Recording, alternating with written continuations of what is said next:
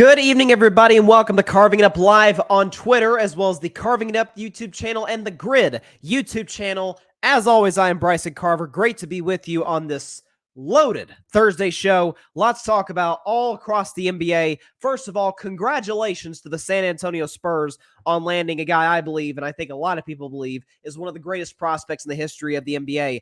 I'm going to give you my thoughts and my sort of expectations for Victor Wembanyama, the superstar coming out of France, the prodigy, if you whatever adjectives you want to use to describe this young man. He is everything is advertised, and the Spurs are going to get a superstar. But I think it's going a little far saying that he's the same prospect in terms of talent that LeBron James was 2 decades ago, back in 2003. I'll get to that later in the show, as well as the LA Lakers. Speaking of LeBron, Lakers go down 1-0 to the Denver Nuggets, as I predicted. I had the Lakers in 6, but I had the Nuggets winning game 1. But I saw something, and I think the Lakers saw something in that second half, or a few things rather, that they're like, okay, we make one simple adjustment. They can't stop us. I've got the Lakers early prediction winning game 2 tonight. I'll discuss that, as well as Adam Silver was talking about John Morant on the NBA's draft lottery show before the Western Conference Finals began on Tuesday. And there's a few things that he said in there that I thought was really interesting, and sort of more of my take on Ja. I uploaded a YouTube video today of me and Barry, who was on the show Monday, discussing the topic, and also gets Doc Rivers being fired by the 76ers and what direction they can go moving forward. I don't think that firing shocked anybody. So before I get to my first topic, I just want to go ahead and put it out there. I don't know what it is. I know allergies in Tennessee are statistically, just look at it, are crazy, or I'm weak, or both, because allergies are going nuts before we go to Florida. For me and the fam go to Florida, come back, and they hit me like a ton of bricks again. It's like, what's going on right now? So if I sound odd, if I have to, do something off to the side, so like wipe my nose or something, like just letting y'all know that ahead of time. But I wanted to do the show today because there's a lot to discuss, including, first, the Miami Heat taking game 1 in Boston against the Celtics last night by a final score of 123-116. It was led in part by a 45, you heard that right, 45-point quarter by Miami in that third.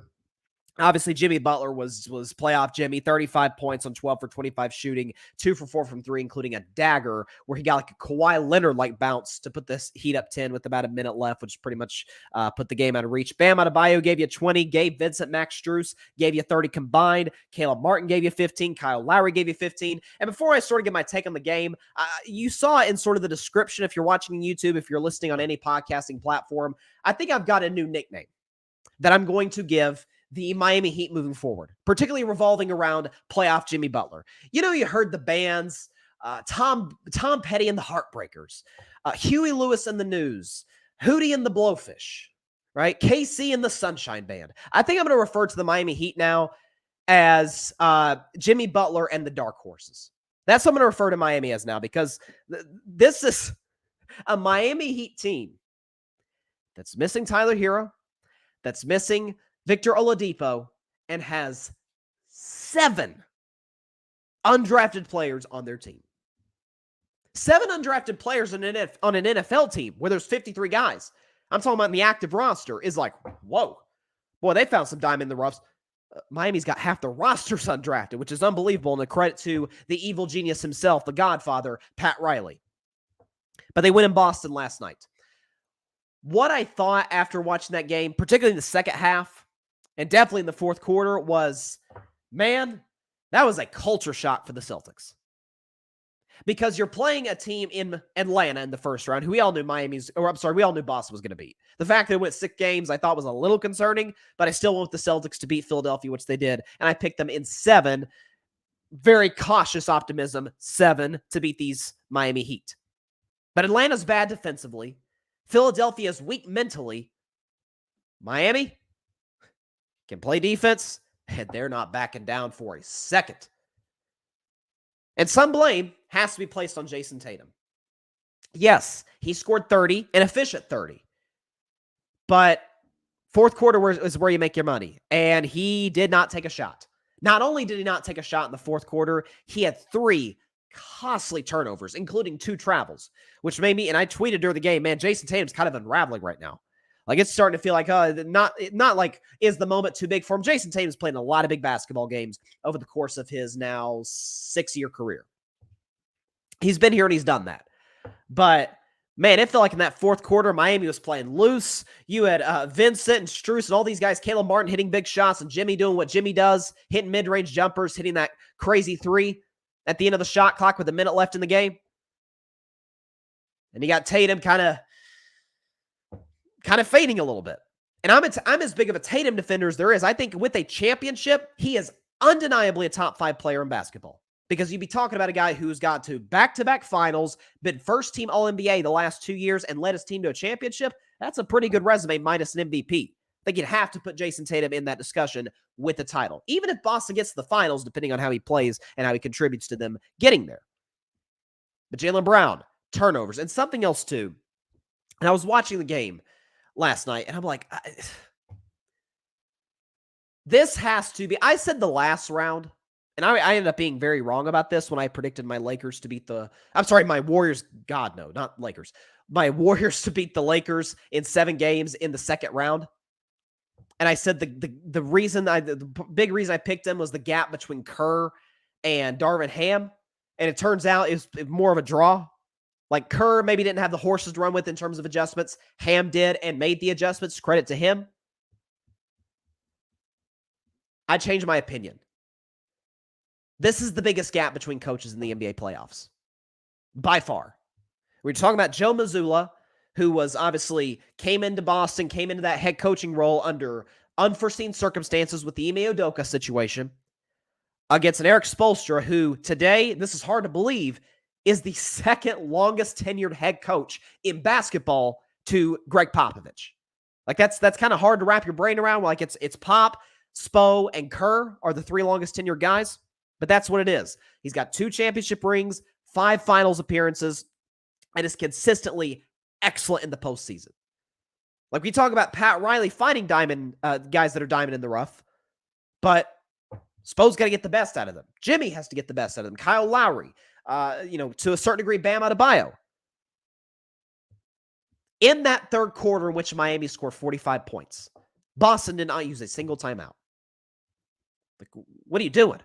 Okay, Miami can't miss from 3. They're getting out in transition. Jimmy's getting it going. The shooters are getting going. Why the heck? Bro, timeout. Like, the crowd it's one of those things, like, you're in Boston, crowd's on your side. It's not like Miami's making shots, all the crowd's getting into it, it's getting louder, the roof's about to come off the place. No, it's actually getting quieter, okay? Because the Celtics fans are like, man, what's going on after how we played in that first half? Up double digits. Like, if you're Joe Mazzulla, you've got to have a good feel for what is going on in the game and a good feel for where your team's at psychologically in terms of their body language. Boston's body language was horrible in that second half. And how Joe Mazzulla isn't able to see that is really, I'm sorry, Boston was not up double digits. They were up 9 at the half, but close. But Mazzulla's got to make that adjustment. And that's something that is a little concerning as this series goes on now. Game 2 is tomorrow night. I think Boston wins convincingly. Right? Miami, it's kind of like Golden State and the Lakers. It's kind of like we've seen series in which a team steals game 1 at home or on the road. They've done their job. They stole home court advantage. Game 2, they're like, okay, let's see what happens, and then we just mail it in if it's a blowout in the second half. Like, this is a must-win game for Boston. Miami, I mean, knowing them, who's to say they won't steal one? Especially considering how bad at home Boston's been in the playoffs over the last couple of years. I actually trust them more on the road than I do at the TD Garden. But Boston has to win. Miami, there's no pressure whatsoever for Game 2. You see what happens in Game 3 and 4 in South Beach. I feel like Boston wins in blowout fashion, but I felt like they kind of needed this sort of loss to maybe wake them up a little bit. Again, Atlanta in the first round, it's Atlanta. Okay, they're awful defensively. One guy can beat you, and his name is Trae Young, and he did in Game 5.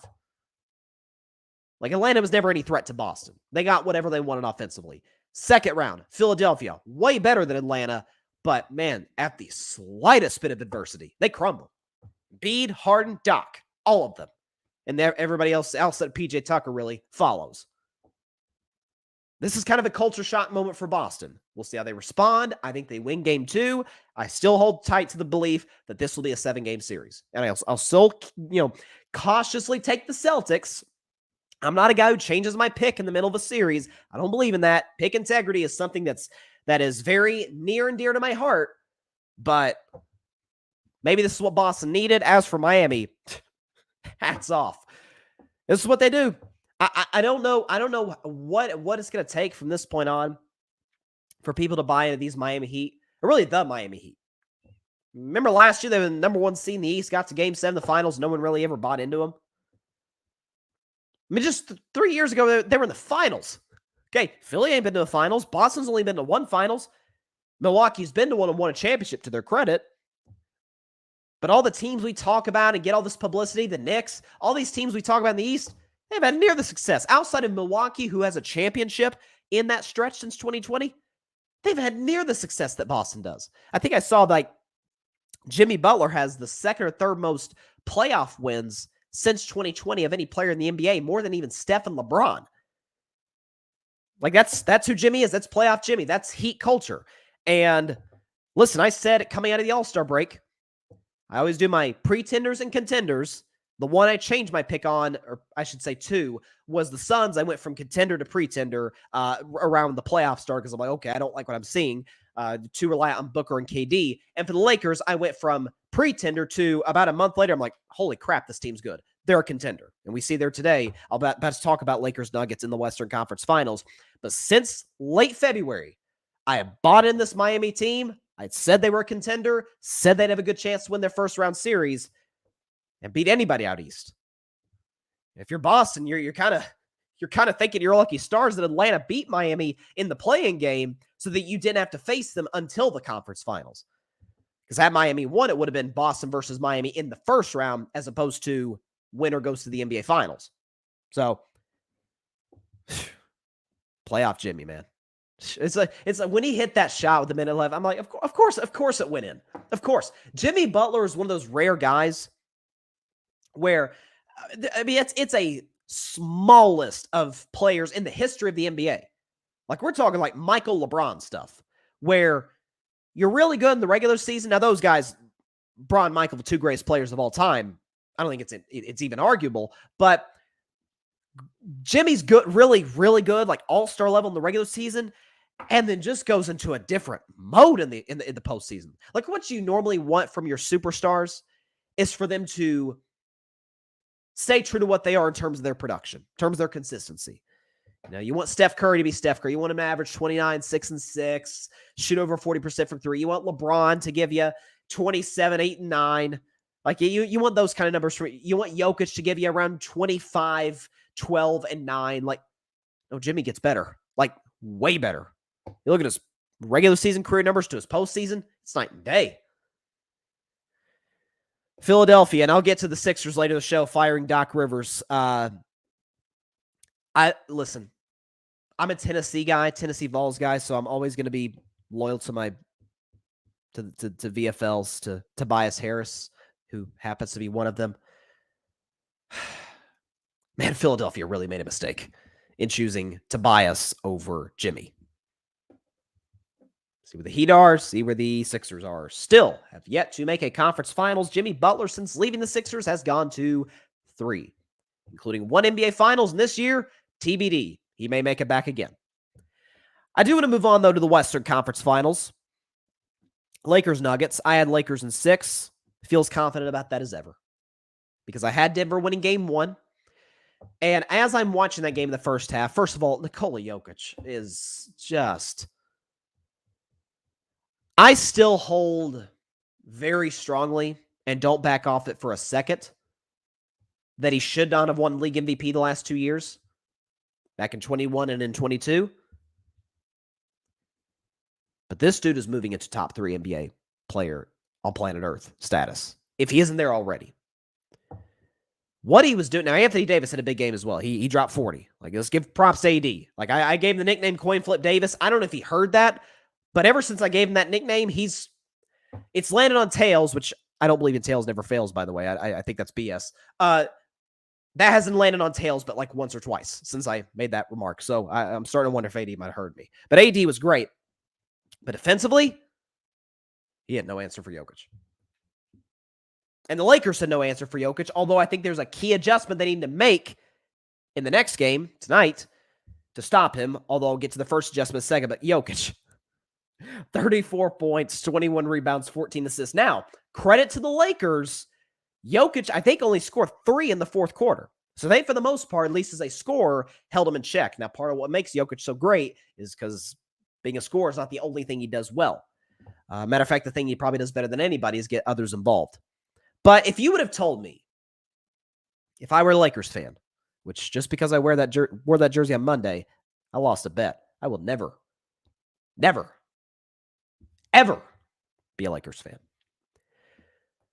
But if I were, and you told me heading into game 1, okay, your team is going to have by far, you're the best defense in the NBA, and you're going to have by far your worst defensive performance in the postseason.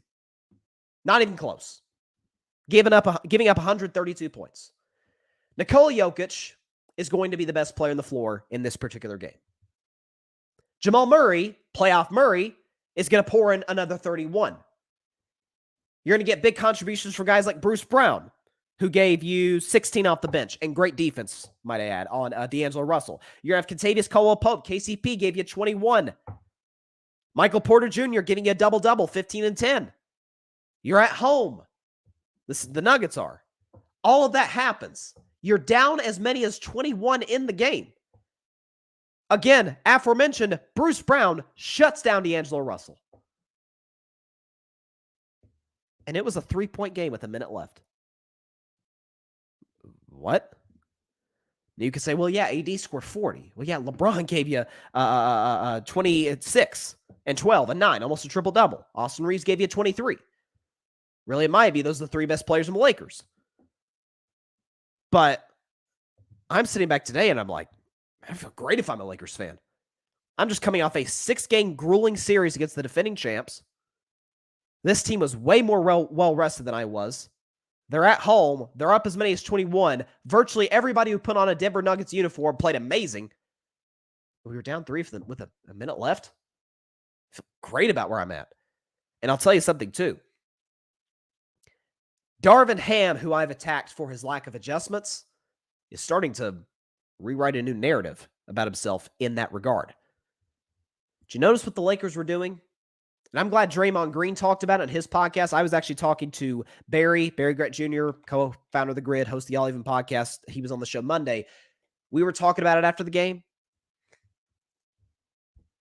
Lakers just kept going at Jamal Murray in the pick and roll. And I think you're going to continue to see that. Remember, if you look at the tape last year, now there was no Jamal Murray last year for the Nuggets, but when they faced my Warriors in the first round, in crunch time, last couple minutes of the game, especially if you look at game 3, game 4, even game 5, Golden State and Steph Curry in particular just kept going at Nikola Jokic in the high pick and roll. Because as great as Jokic is in the offensive end, he's a liability on the defensive end of the floor. That's inarguable. Like, he can't stay with Steph. He can't stay with LeBron. And if you're able to extend him beyond the 3-point line, now you create other mismatches on the perimeter and in the interior, down low. You saw the Lakers continue to attack that, particularly with Jamal Murray. I think you're going to see it more with Nikola Jokic, depending on who's on the floor, for the Lakers and for the Nuggets. I think you're going to see them continue to do that. And the second thing is, and I didn't necessarily see them make this adjustment, I think they're going to need to if they want to win this series. They have got to stop doubling Jokic in the paint. Have to. Especially if Anthony Davis is on him. Now, if Rui Hachimura's on him, okay, it depends on the personnel in terms of shooters that the Nuggets have on the floor, but still, I'd be very wary about doing that. Jokic is at his, I don't want to say least effective or least dangerous because he's a great player. Your best chance to beat the Nuggets, if Jokic is playing well, is for him to be a scorer and nothing else. You think about, I'm looking at Denver when they played game 4 against the Phoenix Suns in the last round, in the second round. Okay, Nikola Jokic had 53 points, 10 assists. This game, he had 14 assists.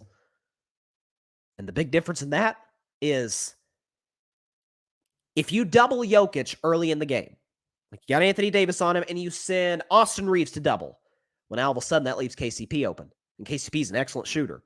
Or that leaves Bruce Brown open. Or it leaves Jamal Murray open, depending on who comes in doubles. Or that leaves Aaron Gord open for a slip-through dunk. It allows other guys to get involved, to build their confidence. And also, it allows, if those guys get going, now you're leaving Jokic one-on-one, and he can go to work. And if you double, he's kicking it to a shooter who's got all the confidence in the world. Like, man, I've knocked down these last couple shots. I'm going to knock this one down. So essentially, let Jokic get his, stop everybody else. Because if Jokic and Murray are rolling, Denver's a hard team to beat. That's why they're the number 1 seed this year in the Western Conference.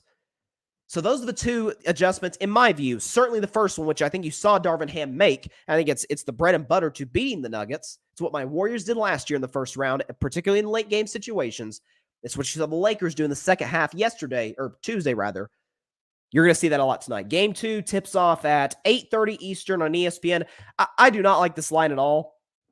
Denver minus 5.5. I've got Lakers by 15. I think they win this game convincingly. So yeah, I'm absolutely taking the Lakers and the points. 5.5 feels like way too much. I mean, did you notice too? And I hate being a Lakers apologist on my show or a Lakers defender. Makes me sick as a Warriors fan. But I have to call it like I see it. Did you see Mike Malone, who I have high regard for as a head coach? I think he's one of the more underrated guys in the NBA. Did you see him after the game? I think it was today. Yesterday or today at Nuggets practice or shoot around, whatever it was. And he was saying that, talking about the Lakers and, oh, did they really make an adjustment? We won the game. Like, oh, they're awful confident being down 1-0. It's like, buddy, it's 1-0. It's not 3-0. It's not 3-1. You're not a win away from advancing. Like, you're awful. It's kind of like projecting confidence when you don't really have any. Kind of beating your chest, speaking big and bad when the best confidence is either silent confidence or what's the word I'm looking for? Subtle confidence. Maybe that's the word. Subtle confidence. Michael Malone did not express that whatsoever. So that tells me he's a little nervous. Just a little. I got a couple comments from John. He's got the dog emojis. I think he's talking about, because I saw John, Fan Perspective Podcast. Shout out to him. I think he put a post on social media talking about Miami Heat or dogs. You don't have to tell me twice. That's their brand. That's who they are. And the Nuggets and the Lakers, hey, they're all dogs, but not like Miami. If you don't believe in Heat culture, I can't help you. But I do want to move on, though, to I'm really looking forward to getting into this because it's kind of been the talk of the NBA absent the playoffs over the last 48 hours or so. So I was on a podcast with my guy, Adam, who was on the Grid Network's draft show a month ago. Adam, he's got a great show, The NFL with AGL, I believe is what his, I want to make sure I'm getting the channel right because I don't want to mess it up because he's got a great show, great content. Let me make sure because, like I said, I don't want to. Yeah, The NFL with AGL. Check out his stuff. I was on his show on Tuesday live as the draft lotteries go on. So as soon as I got off, I'm like, okay, who won the lottery? And I saw it was the San Antonio Spurs, which means, of course, they are going to take the prodigy Victor Wembanyama out of France. And I think there's two layers to this that I wanted to really dive into. One is, what are my personal expectations from Wembanyama, given what I've seen, given what scouts have said for the last year, 2 years? And then the second thing is the comparison between he and LeBron James, because as the case, any sort of young player that we've never really seen a game quite like theirs is going to be compared to LeBron James in 2003 when he came out of high school, St. Vincent St. Mary's High School. Something that I saw, I'll say that for later. When I was talking about, when I was seeing what scouts and what others were saying about Victor Wembanyama, about his height, look, I keep trying to find what his height is. Basketball Reference says 7'2", about 230 pounds. Others have said he's 7'5". eye test, he looks 7'5", but I could be dead wrong. Like maybe it's 7'5" in shoes, like 7'2" and a half-ish, 7'3", without shoes. I don't know. Depends on what shoes he wears. Who knows? Who he signs with. Is it Nike? Is it Adidas? Whoever. But just off the numbers last year, Victor Wembanyama averaged 22 a game on 47% shooting with 10 rebounds and 3 blocks. So clearly he's good at using his size to his advantage, and we've seen videos from overseas where he's shooting like these one-legged threes where it's like, this guy's, we hear the word. I remember the first time I heard unicorn was used for Kristaps Porzingis, who's around Wembanyama's height.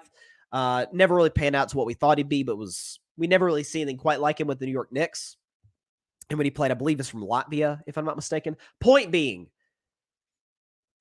if scouts have been touting this guy for 2 years, if he's as advertised in terms of his talent as far as what I've seen from social media clips, listen, I'm not going to sit up here and lie and act like I've watched every single game this guy's played. I've never watched a full game that Wembanyama's played. I'm going to rely on the scouts. I'm going to rely on the eye test. And for what I've seen, what the numbers say, what the scouts say, good Lord, this kid is amazing. I think the Spurs struck gold with him. Briefly on the Spurs, look, this is an organization that we've all known has been one of the more well-run over the past quarter century. They have 5 championships in that span. But over the last 4 years, since 2019, that was their last playoff appearance. They have yet to get back to that stage. And obviously last year, they were among the worst teams in the NBA, which is why they're in this position to get Wemby. And they're going to get him, obviously, with the number 1 pick. Wemby could not have asked for a better place to go in terms of player development. Now, obviously, Pop isn't going to be there for the long run that he's there in San Antonio, we assume. I've been a critic of Pop in terms of, is he really the greatest? Like in that discussion for greatest coach ever, I've had a hard time kind of buying into that. I think it's absolutely Phil Jackson. I don't love Phil Jackson personally whatsoever, but I can't deny his impact on the game in terms of the teams he's coached. But the second Tim Duncan left San Antonio, what's Pop been? It's kind of like when Tom Brady left New England. What's Belichick? Like, he's just kind of another coach. And so, but as far as the player development team, Manu Ginobili's still in the organization. Tim Duncan, I don't know if he's still in the coaching staff in San Antonio. I know he still lives in San Antonio, Texas, an opportunity to maybe mentor the young kid. Obviously, Duncan was the number 1 overall pick out of Wake Forest in the 90s and was a guy who really helped catapult that Spurs dynasty. So you have that aspect of it as well. So the Spurs, for Wemby, he could have went to Detroit. He could have went to Houston, which I think is going in the right direction, but there's still ways to go. He could have went to Orlando. He could have he almost went to Charlotte. He could have went to Portland. Could not have asked for a better destination. The Spurs are going to be patient. They have a great player development team. I'll tell you this about the Spurs. No organization has better international scouts than San Antonio. Like, it's not even a contest. Think about all the greats that have, Tim Duncan is not he came from the Virgin Islands. Tim Duncan came from the Virgin Islands, so they had to go scout him. They had to go get Manu Ginobili from Argentina, Tony Parker, who I've always made the case of one of the more overrated point guards ever. Point is, he came from France. Boris Diaw also came from France. Patty Mills, Australia. So, in terms of finding talent overseas, no organization does it better than the Spurs, and I have to give them love where it's deserved in that regard. So he couldn't ask for a better organization to go to in terms of the development. What I expect from him, given what scouts are saying, given what my eye test has said, given what the numbers say, what would be a successful meet the expectations career for Victor Wembanyama? For me, top 15 players of all time. That's what I got. Does that mean if he has, I heard this analogy yesterday, if he has like Akeem Olajuwon's career, like Akeem Olajuwon's one of the greatest players of all time. I believe he won an MVP, couple championships, defensive player of the year, probably the greatest defensive player of all time. I don't think Wemby's necessarily going to be that, although he could. He averaged 3 blocks in France. That would be a successful career. If he's Kevin Garnett, and I love Kevin Garnett, but I don't think he's one of the 15 greatest players ever. He's more like top 20, top 25. It will by no means be a failed career. Kevin Garnett was a great player, all-time great. Was the best player on one of the better teams of all time, the 08 Celtics. But we never talk about Kevin Garnett as one of the icons of the sport like we do Akeem, like we do Wilt, who I think is just outside the top 10. Jerry West, who's the freaking logo. KD, who I think is right at number 15, if not 16. That would be a successful career. I don't think Wemby needs to be Tim Duncan, a guy who's basically following the footsteps of in San Antonio. I don't think he needs to be Larry Bird. I don't think he needs to be Magic Johnson or Steph Curry, or definitely doesn't have to be LeBron, Michael, or Kareem. Now that to me is too high. Like if you're expecting him to be a Mount Rushmore guy, that's going too far. He's a 19-year-old kid. Like we got to see him play a dribble in the NBA first. But given his talent, given what he's shown an ability to do as a teenager, given his size, his length, ability to score with ease, why can't he be one of the 15 greatest players of all time? So if I'm doing this podcast in 20 years and Victor Wembanyama isn't in that discussion, at least in the discussion, if not firmly in it, the top 15, to me, he will have had a underwhelming career given my expectations. Doesn't mean he had a bad career. If he has Kevin Garnett's career, if he has Karl Malone's career, it's a good career. Doesn't mean he's necessarily met my expectations, but it's a good career. But the second thing I wanted to address, without a doubt, is the comparisons between him and LeBron. Now, I think there's two separate discussions we need to have about the two as prospects. We're not talking about LeBron James now in year 20 doing what he's doing, or even prime LeBron. We're talking about 17, 18-year-old LeBron James, St. Vincent, St. Mary's High School in Akron, Ohio. We're talking about that LeBron James, 2002, 2003 LeBron James. We're talking about 2023 Victor Wembanyama. To me, it's two separate discussions to have on more interesting prospect and best prospect. More interesting, to me, it's absolutely Wemby. Because for me, LeBron was, at that age, folks were looking at him, talking about him like, okay, because obviously we all know about the Chosen One thing with Sports Illustrated, but he was in high school a bigger, more athletic Magic Johnson. Like he's listed and has been since he was in high school as a forward. He's always had point guard skills. Can handle the ball. He's one of the greatest passers in the history of the game. We had a comp to LeBron James. Who's the comp for Wemby? I mean, some have said Kevin Durant. I think their games are totally different. KD's more agile. KD's obviously not the height that Wembanyama is. Not quite as long. I don't know what the comparison is between him and an NBA great. So he's the more fascinating. Like, we've never seen anybody quite like him. And given obviously, it's a totally different NBA now than when LeBron came in. It's far more of a three-point shooters league, more of a league. Defense isn't quite as important. The rules change. It's officiated differently, coached differently. We've never seen anything like Victor. So that's why, to me, he's the more fascinating prospect coming into the league. Better? I don't think that's a discussion.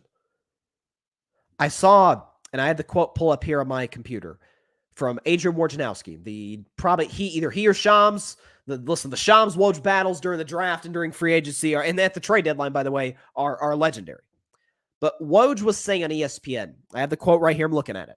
He was talking about Wemby. He said, quote, "This is the most highly anticipated player to ever enter the NBA. And this is maybe not the only greatest prospect in NBA history, maybe the greatest prospect in the history of team sports." That is a bridge too far.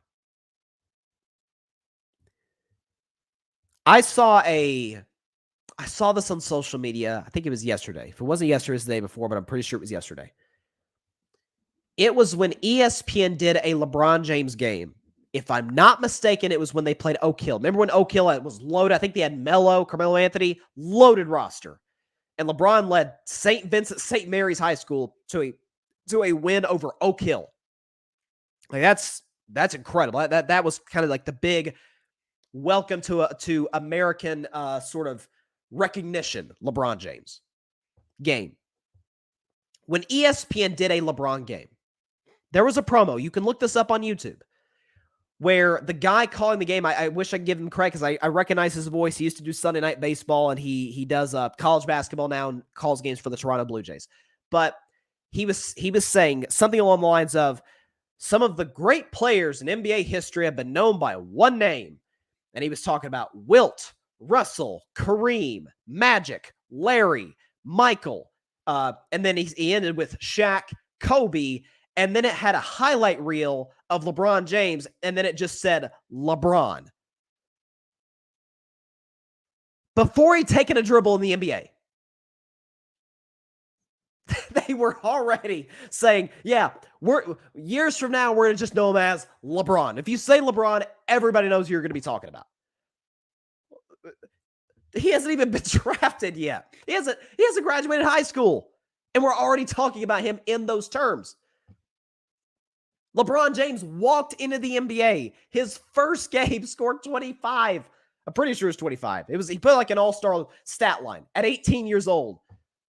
Again, he was deemed the chosen one. Again, forget what he's been in his career. Forget the last 20 years ever happened. We're just talking about the prospects. Well, LeBron James did in high school. Why do you think there was so much hype? Some of it, I will acknowledge, was because there was no social media back then. There was no Twitter or Instagram like we have to watch Wembanyama highlights. Like we have, by the way, to watch Scoot Henderson, who's going to be the second overall pick. There was so much fascination. ESPN brought their number one college basketball crew. They brought, I'm forgetting the announcer's name, the lead announcer, and then they brought Dick Vitale and Jay Billis to watch a high schooler.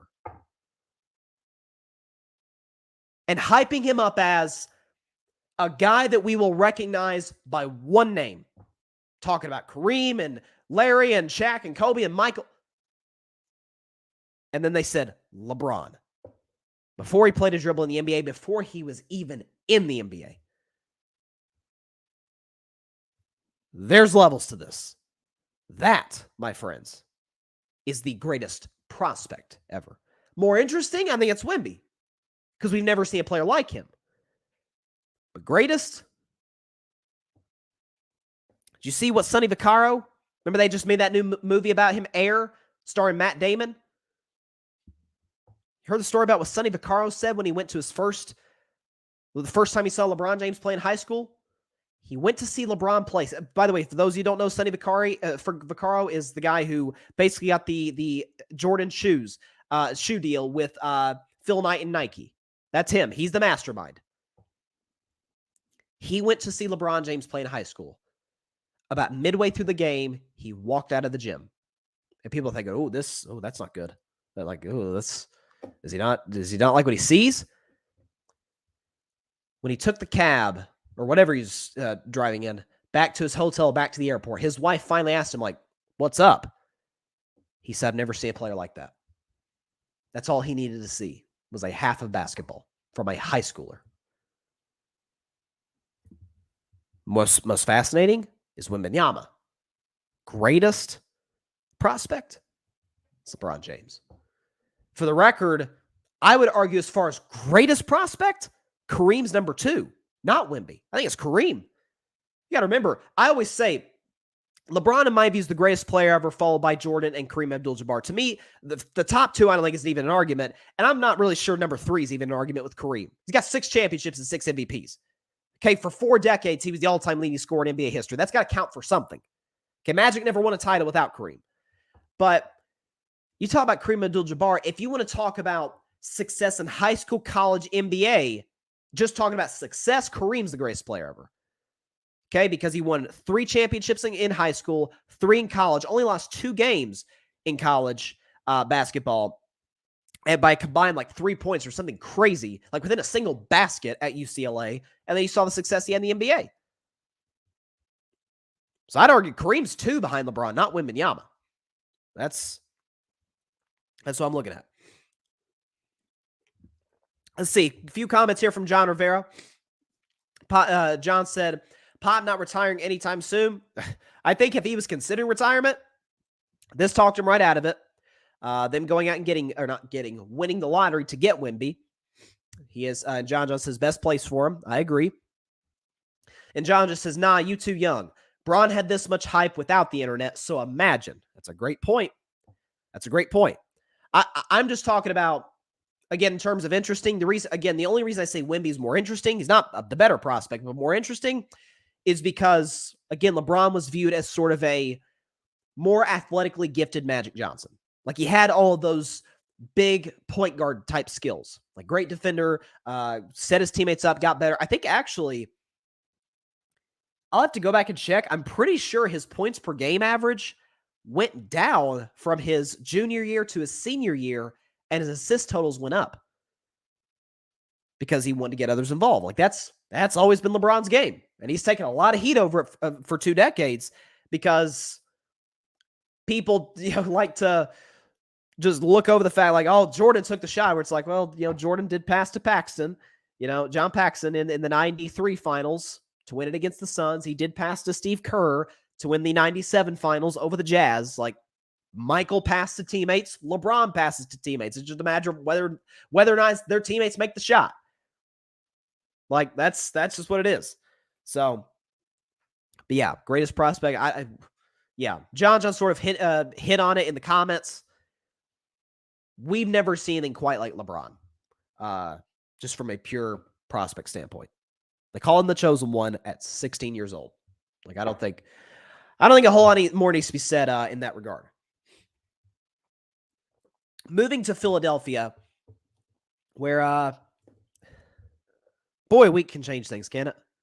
A week ago today, the Philadelphia 76ers had a home Game 6 with all the momentum. They just stole Game 5 on the road in Boston.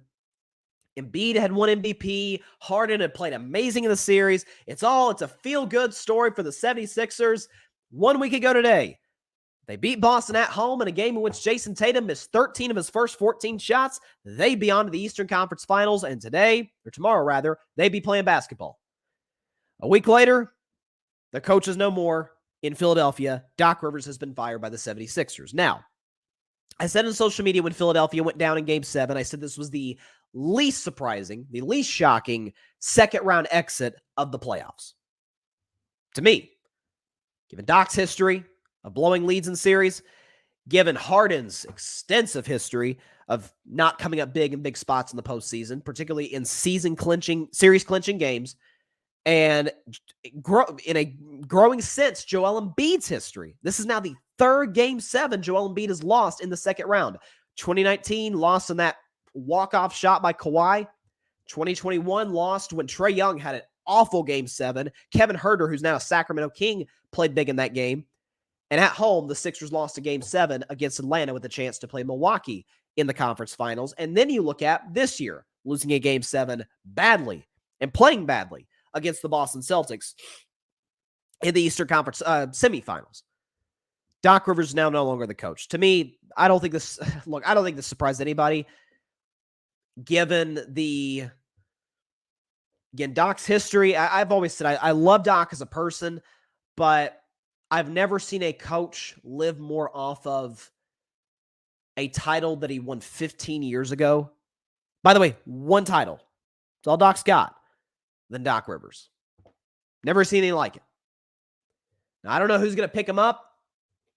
Maybe as an assistant, maybe as a head coach. Maybe I've suggested this. Maybe ESPN or TNT or somebody picks him up. NBA TV picks him up as a broadcaster. Like, he used to be in that business. Wouldn't shock me if he went back in it again. He's really good at it. But where does Philly go from here? Because now this is an organization that's in complete turmoil.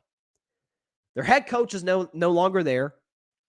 It appears as if their GM, Daryl Morey, is going to be there for the long run, which I do agree with that decision. I think Daryl Morey is a very good general manager. James Harden, we don't know what's going on with him. A report came out yesterday that he had something to do with the Doc Rivers firing, and that he reportedly wants a 4-year deal. If I'm Philadelphia, I'm really skeptical about giving him that, given the fact that he seems to just decline year after year as a player, and given his playoff history. And now, what's up with Embiid? Like, there were reports about maybe he forces a trade. If Harden leaves, maybe he forces a trade. Now you don't know what's up with your best player. So, listen, a few months from now, we could be looking back at this and laughing and be like, we thought Philadelphia was in trouble. Yeah, they ended up hiring, Monty Williams as their head coach. They ended up moving James Harden like a sign-in trade for a great player. Who knows? To me, Monty Williams has got to be in that discussion. I don't know if Mark Jackson I think he works way better with Milwaukee than he does with Philadelphia. Because I would argue Embiid's biggest flaw in his game is it's too stagnant.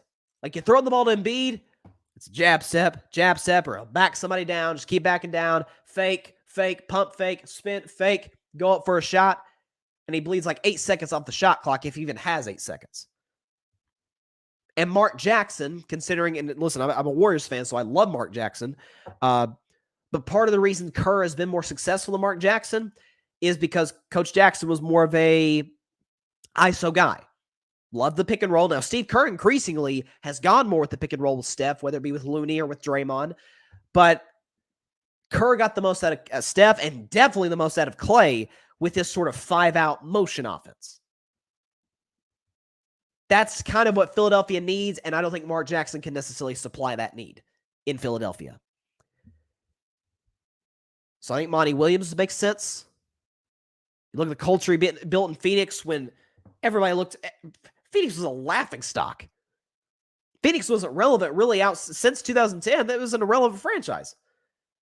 In the days of Steve Nash and Amari Stoudemire and Mike D'Antoni and Steve Kerr, ironically, as the GM, those days felt long gone.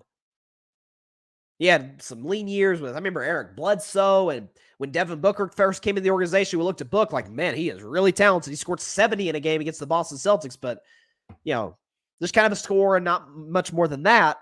Monty comes in 2019. The Suns are good enough to make the bubble in Orlando. They go 8-0 in the bubble, come that close to making the playoffs, and that sort of built the momentum. They got Chris Paul, made the finals the next year.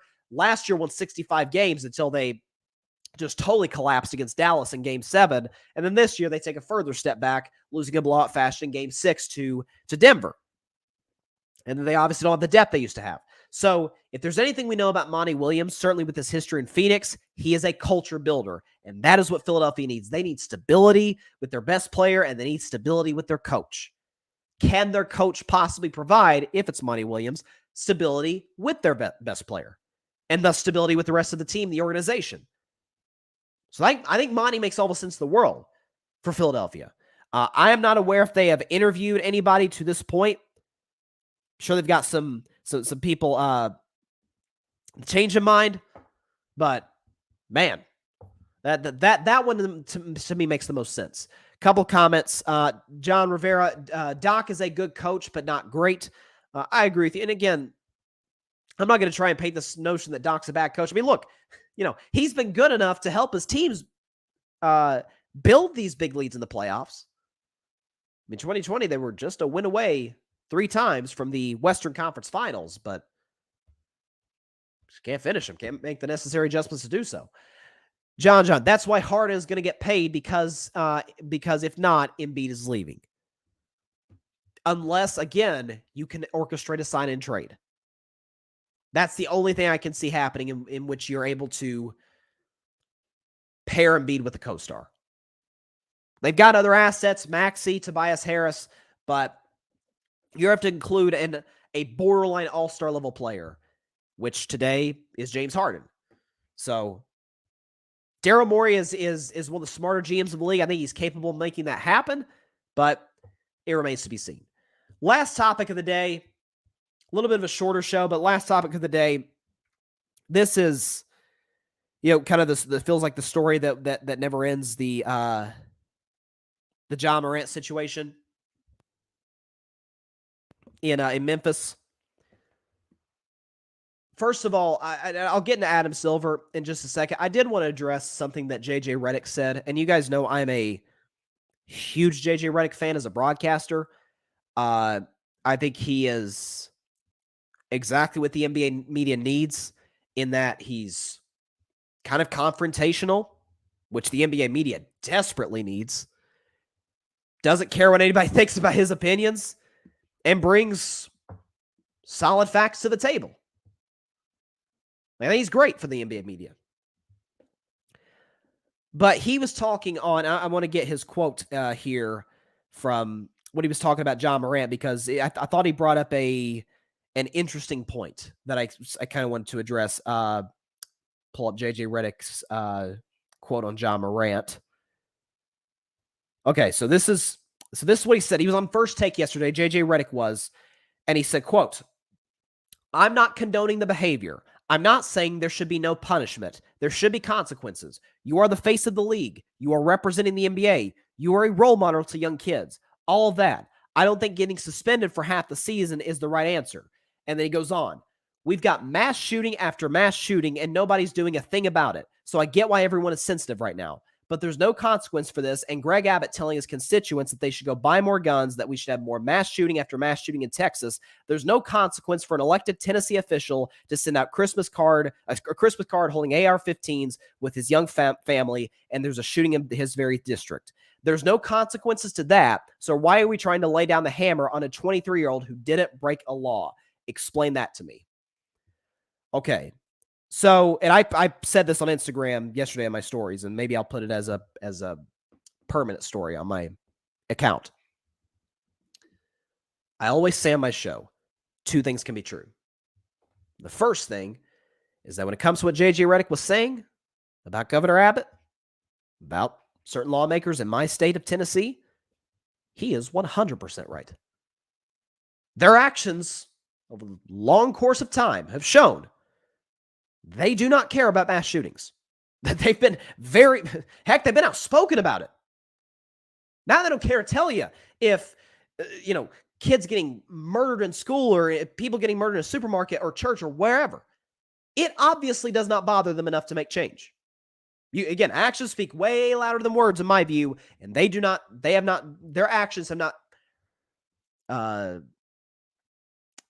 mirrored their words. I've been very vocal about that on my show. If there's one issue I really, really passionate about, it's gun violence in America.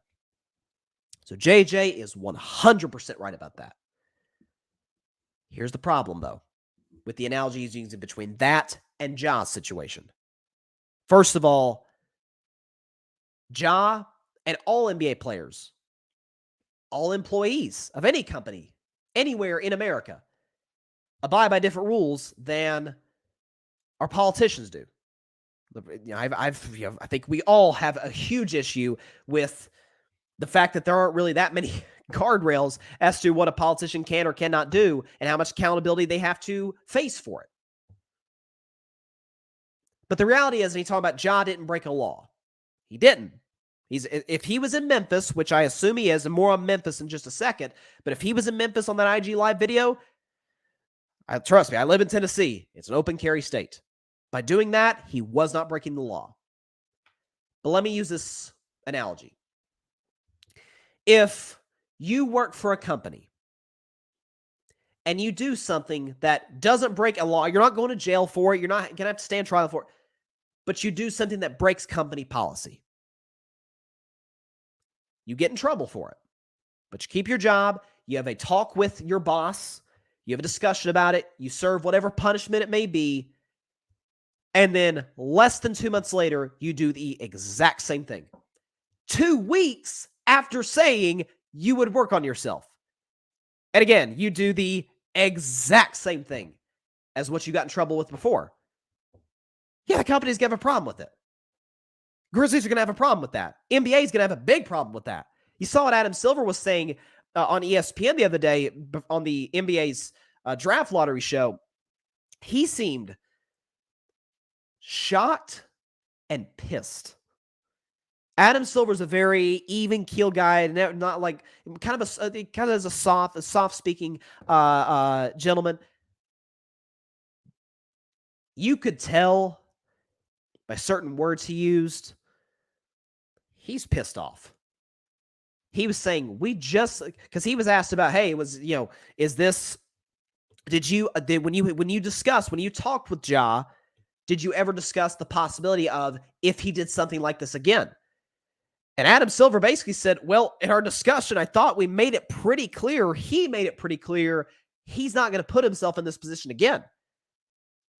And Commissioner Silver's like, I took him at his word. And so for him to do it again, I'm telling you, Silver's going to drop the hammer. And I'm sorry, with all due respect to J.J. Redick and those who are defending Ja, Commissioner has every right to do that. To me, I've said half the season. I've said 41 games. If you want to give him the whole season, give him the whole season. But more seriously, I didn't get a chance to touch on this on Monday. For Ja off the court. And I thought the Inside the NBA guys, who we all know that's the best pre-half and post-game show in all professional sports, Ernie, Shaq, Kenny, and Chuck, they were talking about this on the pregame show in Boston last night about the Ja Morant situation, and Kenny Smith brought up a really interesting point that I never thought about. I probably should have, but I didn't. Kenny Smith said, we talk about Ja Morant's hanging with the wrong people. Are we sure that he's the wrong people, that they don't need to be hanging around? My guy Barry mentioned on Monday, if someone shows you who they are, believe them. It's the old, I hope I'm not misquoting her. I'm pretty sure it's a Maya Angelou quote. If someone shows you who they are, believe them. And this is now twice in 2 months that he's done this. We saw his apology, which very well was AI generated, Chat GPT.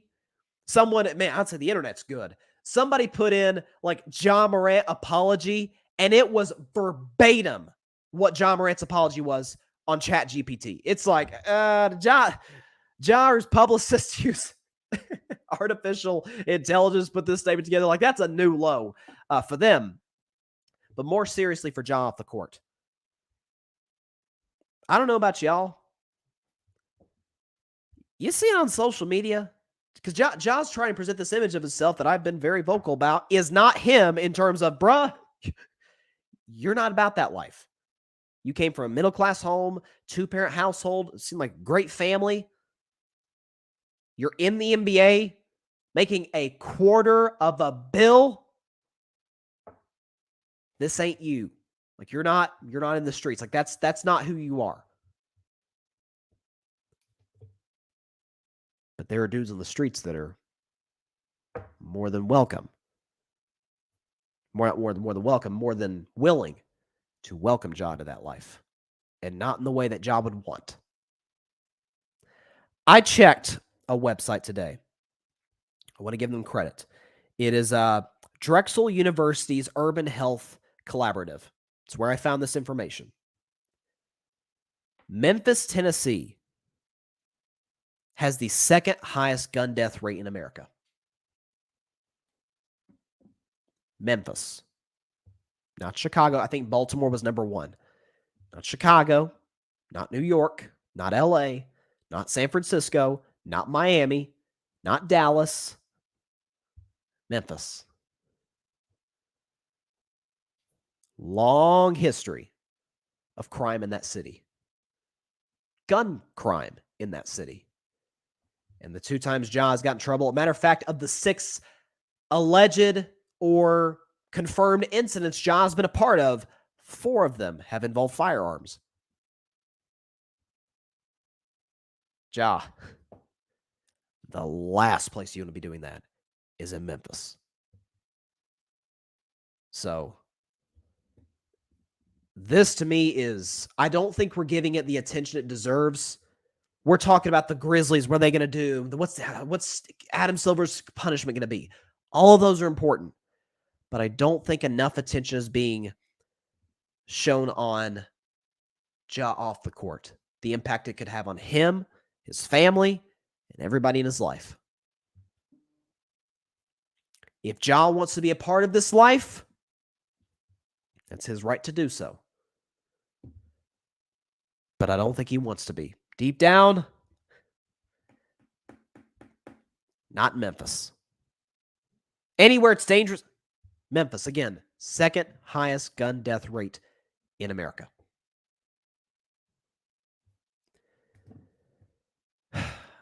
I'm a big, as I said earlier in this segment, actions speak louder than words person. I was willing to take Ja at his word when he put out a statement 2 months ago when he got in trouble for having the gun in the strip club in Denver. I said, okay, if he's shown that he's willing to improve, let's give him the space to improve. Who are we to judge? We've all screwed up.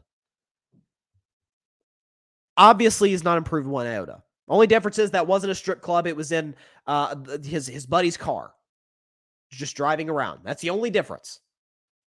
Same situation. IG Live, firearm. I got to see it. I hope Ja, and I'm praying that Ja is able to, whatever it is, get counseling, work on himself. Because I'm starting to wonder, as Kenny Smith said, is it more about the people Ja's surrounding himself with? Or is Ja the people or the type of dude that maybe those guys don't want to surround themselves with?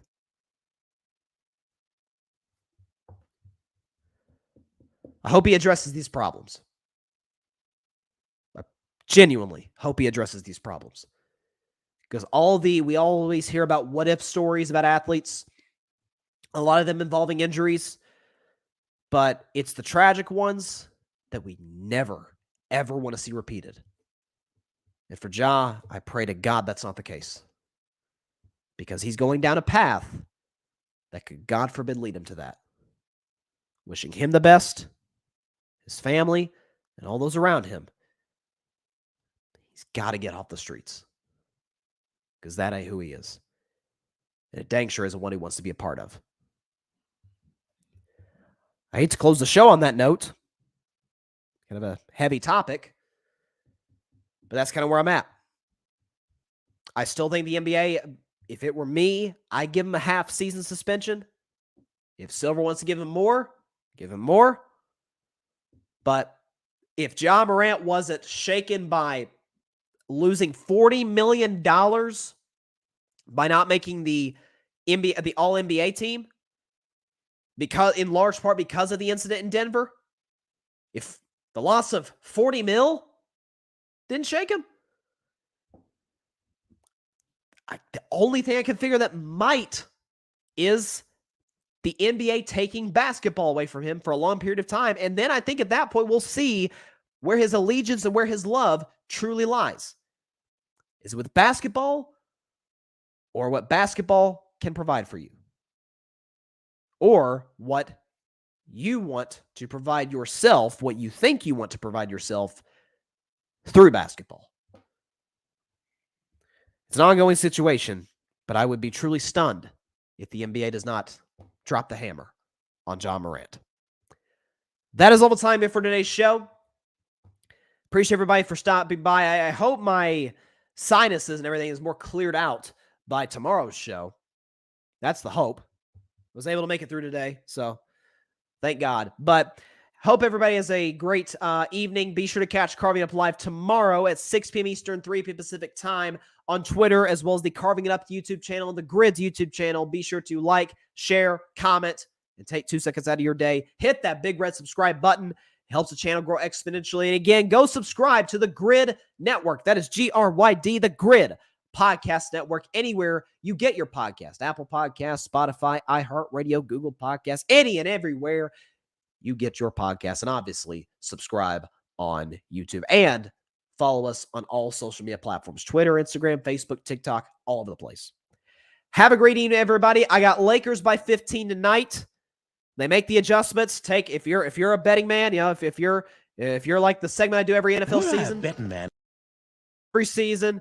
If I were a betting man, take the Lakers and the points. Like, that's the easiest bet of the entire NBA playoffs right there. Lakers plus 5.5. They win by 15 outright.